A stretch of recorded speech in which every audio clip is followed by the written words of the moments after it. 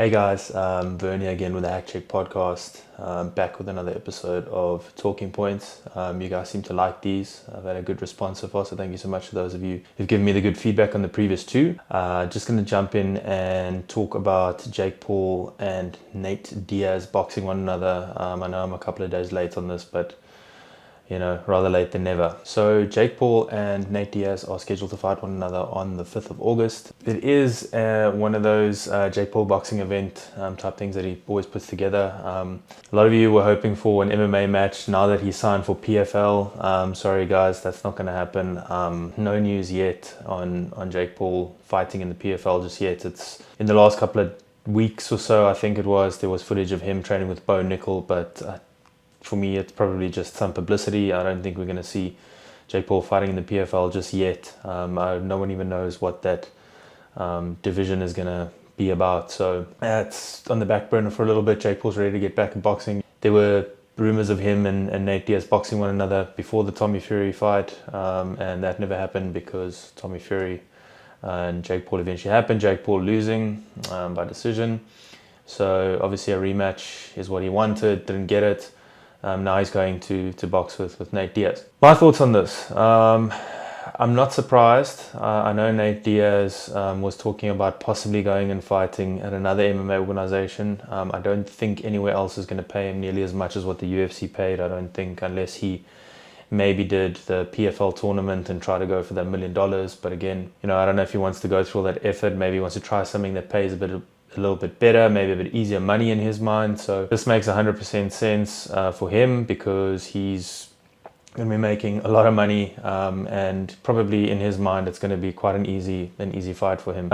Jake Paul, this is his MO, goes after big names and doesn't really have a risk because if he loses, people know them as these UFC killers or boxers with Tommy Fury.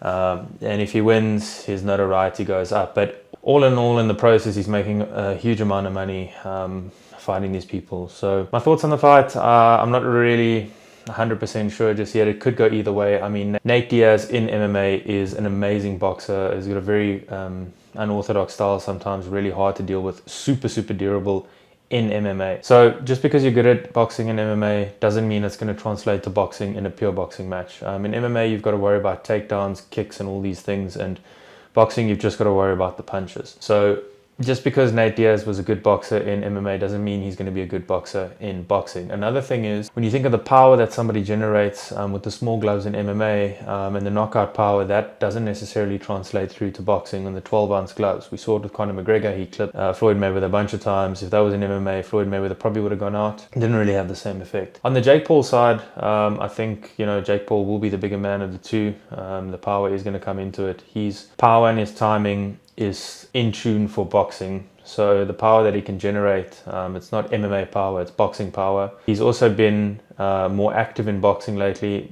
Nate Diaz, who knows what he's been doing in a boxing front, pure boxing front. So it's going to be an interesting thing to see. I'm not going to pick a winner. It can go either way for various reasons. Probably Jake Paul probably is going to be a favorite. I don't know. Maybe Nate Diaz. I don't know. One thing's for certain though. Jake Paul, love him or hate him, smart businessman. If you look at the way traditionally boxing has operated, people have had what you call padded fights, I guess, in their first couple of fights. So they weren't very experienced fighters that they were fighting maybe, or they were so-called easy fights, and it would get you used to performing under the lights, and it would get you used to getting your timing in right and everything else. It would just really be to pad you to a certain point, and then to build you up as well, to build you up into a big star. Now, by the time you're built up to a big star, then you can start making money, but up until that point, you're making very low money comparative to what you will make when you're up at the top. I mean, even if you look at guys like Floyd Mayweather, most people, unless they've just seen it or know his record like the back of their hand, cannot tell you who his first 5 or 6 fights were. They can't tell you what he was making. It's probably very little. I mean, he's come out publicly before and said what it was. I can't remember, it was very low. Now what Jake Paul's doing is, in a sense, people are saying he's not fighting real boxers, and probably true, but he's fighting people that are considered these killers, like I said before, in the UFC, and he's making a name for himself all while making stacks and stacks of cash. So the fights are usually in his favor.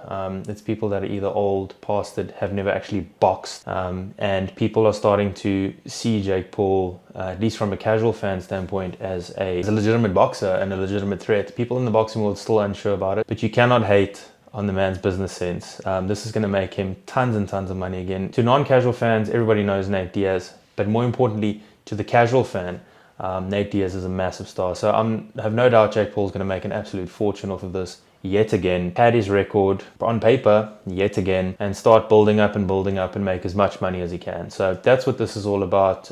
Good for both of them on making stacks and stacks and stacks of cash on this. I have no doubt this is going to probably be the biggest fight that Jake Paul's been involved in. I'll be watching. It's still entertainment, it's still good entertainment value. Thoughts on the fight?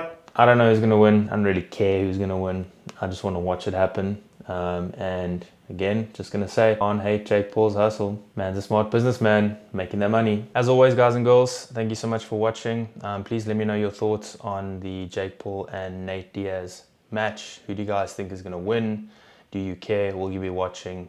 Please make sure to like the video, comment, subscribe, turn on your bell notification. Please have a look in my description box for my other social media and my latest podcast episodes, the latest one with BK Masunyani and the others on my playlist. Cheers guys, have a good one.